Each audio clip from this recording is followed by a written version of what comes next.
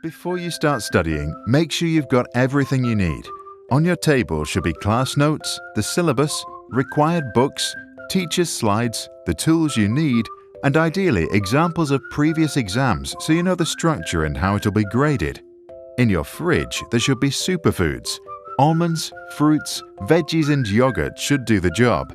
Even if your brain's weight is only around 2% of your body weight, it uses up around 20% of its energy. To avoid procrastination, shut down all distractions and tell your friends not to disturb. Ideally, you should start studying weeks before, but let's assume that you have just 7 days and 3 hours a day. On day 1, your aim is to get context, to see the big picture. This is important because context acts like a memory network to which you can attach all details. First, you make connections and then later remember things easier. To get there fast, read the class syllabus, skim through textbooks and review all the materials without going into details. If you're studying Roman history, watch an epic movie about Caesar in the evening. If it's physics, go visit a science museum and try to understand what's going on. Once you see the big picture, chunk it up and make a plan. If there are 10 chapters to learn and 5 days to do that, cover 2 chapters each day. Day 2. Now it's cramming time and you have to learn 2 chapters. To study effectively, make handwritten notes in your own language. Even better, try to explain it in your own simple words out loud to check your understanding. Every 30 to 45 minutes or so, take a short 5 to 10 minute break. That will maximize your retention and keep creativity up. Also, keep snacking on nuts and fruits to boost your brain's energy. Finish your session with an instant self-check to check your understanding. Such quick tests can improve retention by up to 30%.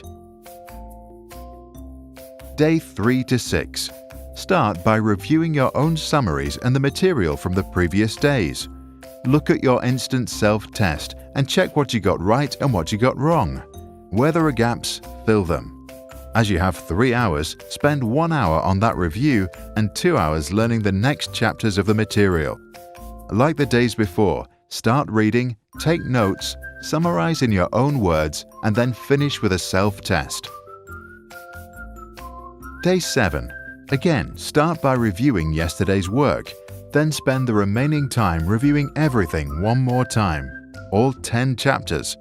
To check your understanding, you can use the table of contents, which is like a very short summary of the entire book. If you have time left, write an essay to summarize all the materials into one big chunk or do a full test exam.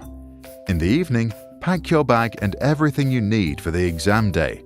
Then go to bed early.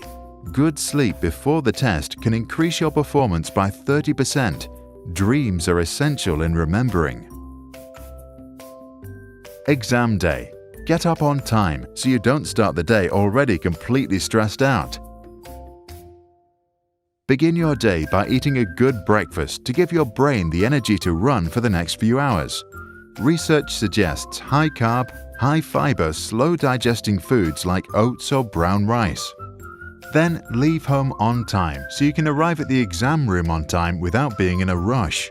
Stress mixes up your hormones and should be avoided.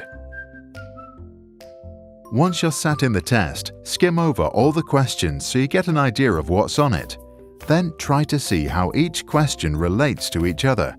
When you realize how each question connects to the next or to the big picture, you will have a higher recall and find better answers.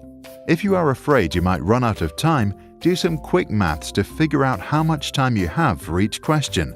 Then start. Carefully read the question. You get more points for answering a question poorly than writing the perfect answer that's off topic. If a question is too hard, skip it first and go straight for the easy ones.